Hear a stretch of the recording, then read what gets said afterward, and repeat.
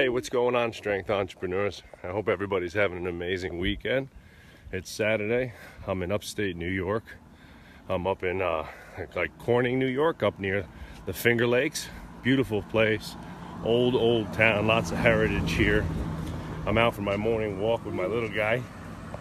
Okay, we're out taking our morning walk together, trying to get some fitness in, instill some of those habits at a young age. It's just something that me and Daddy do together, right? Even on Daddy's birthday, right? We're out for a walk, getting our fitness in, and made me think about, something business related, as a lot of my walks often do. That's kind of why I do it. Get that clarity, in a moment of clarity in, and obviously get to spend some time with Antonio and clear my head, get out in nature. I try to do it as much as I can, whether it's hiking, fishing, biking, something. Even like I said, like something like this, get a 10-minute, 15-minute walk in. Today we're going for about 45 minutes, so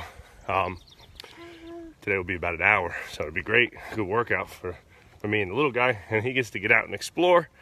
But maybe thinking about, you could say an article I wrote, the turtle wins the race, or playing it long, right?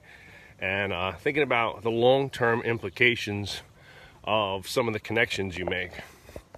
And, I'll give you a couple examples, but I think what I see a lot with gym owners is short-sightedness.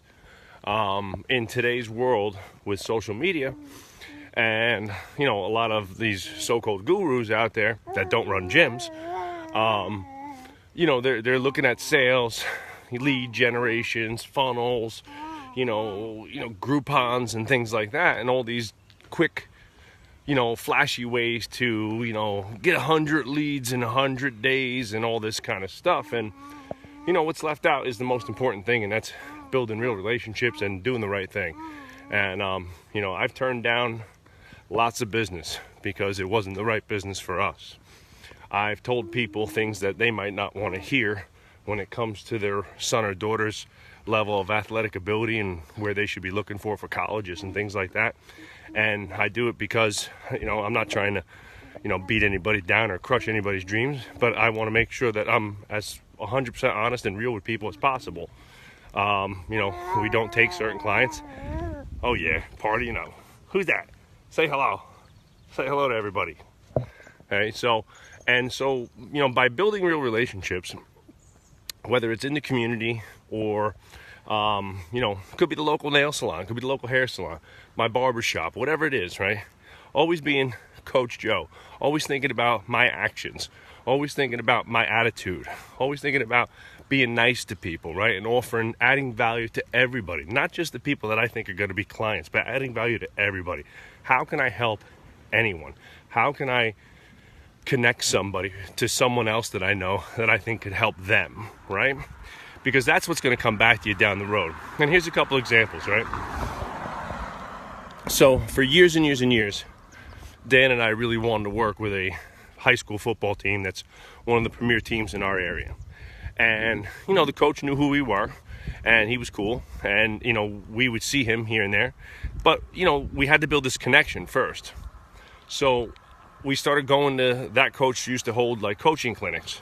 So we started going, and we went for years, 5-6 years. And we'd always get a table. We'd buy a sponsorship. We'd pay for a table.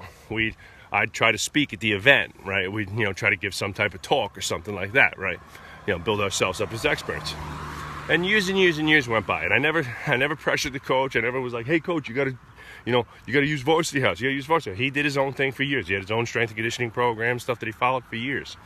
Okay, well, one day, coach called, and he said, hey guys, I've seen what you're doing.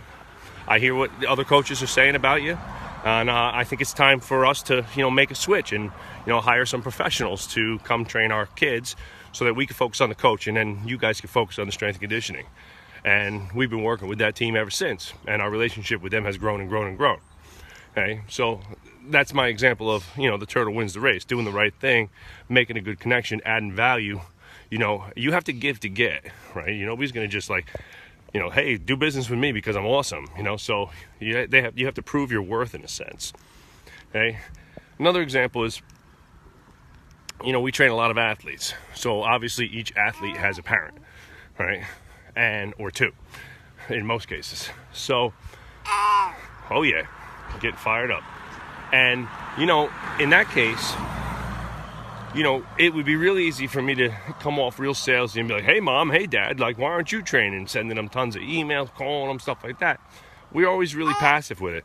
Focus on the client we have, give them the absolute best service. Oh, God bless you. God bless you. And give them the absolute best service and do the right thing. And 9 times out of 10, at some point, whether it's, you know, 2 months later, 3 months later, 6 months later, 6 years later in some cases, right, mom or dad's going to call. And mom and dad are going to see a Facebook post, or they're going to get an email that we did on training, and they're going to say, you know what, time to take the plunge. You know, I want to call, right? I'm going to come in and train. Okay. And the same goes true for, you know, business relationships. You know, the same goes true for your own personal relationships, right? You know, if every time you had a friend and every time you asked him for something, right, and you were a taker in a sense, and every time, give me, give me this, give me that, give me this, do this for me, do that for me, right? You're not gonna have any like friends, right? So how you built real friends was by give and take. How you built real relationships was by offering value, adding value, being there for people. And the same goes true for business. If you focus on that instead of leads and how many leads and things like that, okay, and you know, you're gonna, in the long run, they're gonna come back to you tenfold. Okay, last example. Okay, so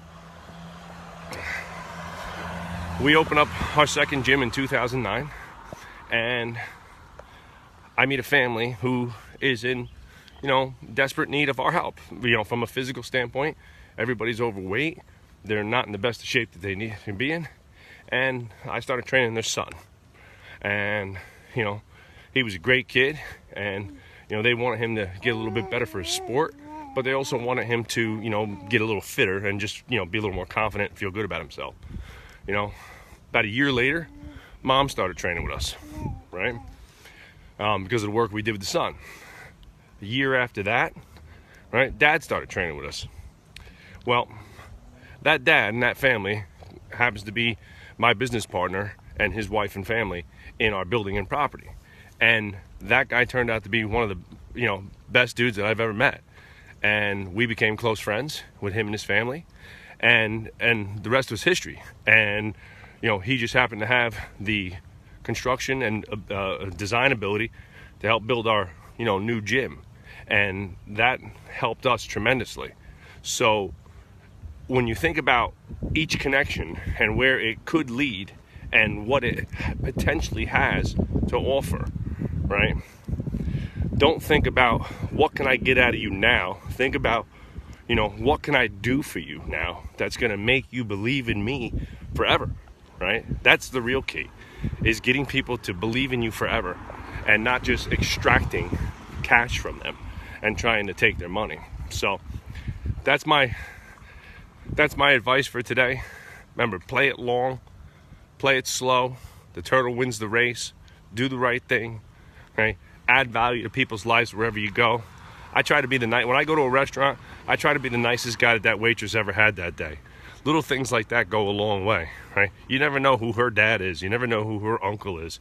You never know where she's from. So be nice to everybody. Do right by everybody. Get out and spend time with your family. Have fun. Enjoy yourselves. Have a great weekend. I'll see everybody soon.